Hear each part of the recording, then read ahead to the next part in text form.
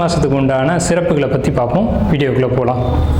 மாசி மாதம் அப்படிங்கிறது சூரியனுடைய சஞ்சாரத்தின் அடிப்படையில் 11வது மாதமாக நம்மளுடைய முன்னோர்கள் அதை எடுத்து வச்சுருக்காங்க. மாசி அப்படிங்கிற மாதம் 11வது மாதம் அப்படின்னு எடுத்து வச்சுருக்காங்க. இது ஏன் அப்படின்னு கேட்டிங்கன்னா, இந்த மாதம் ஒரு புனித நீராடுறதுக்கும், முன்னோர்களுக்கு திதி தர்ப்பணங்களை கொடுக்கறதுக்கும், மந்திர உபதேசங்களை பெறுறதுக்கும், அதே மாதிரி பார்த்துக்கிட்டிங்கன்னா புதிய கலைகளை கற்றுக்கொள்வதற்கும் இந்த மாதம் ரொம்ப ஏற்புடைய ஒரு மாதமாக சாஸ்திரத்தில் சொல்லப்பட்டிருக்கு.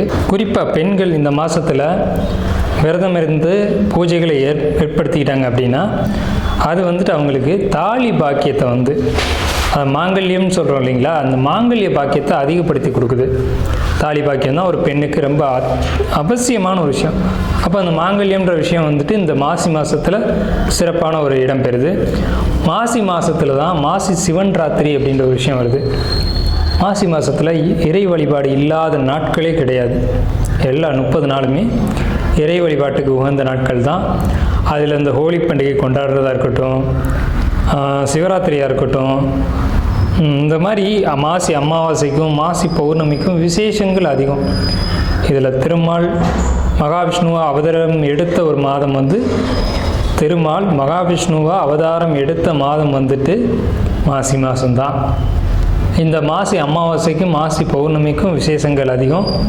மாசி மாதம் வரக்கூடிய மக நட்சத்திரம் தான் மகாமகம் அப்படின்னு நம்மளுடைய சாஸ்திரம் விசேஷமாக அந்த ஒரு 12 வருஷத்துக்கு ஒரு முறை புனித நீராடல் அப்படின்ற ஒரு விஷயத்தை நம்ம மேலே சொன்னோம் இல்லைங்களா, அந்த விஷயத்தை கொண்டு வராங்க. இதில் தாக்ஷாயினி அப்படின்ற அவதாரத்தில் பார்வதி தாயார் அவதரித்த மாதம் இது. சிவன் திருவிளையாடல் செய்ததும் சிவன் அவதாரம் எடுத்ததும் இந்த மாதத்தில் தான். சிவன் தான் தன்னுடைய திருமணத்தை பார்வதி தேவியை திருமணம் செய்து கொண்ட மாதம் இந்த மாசி மாதம்.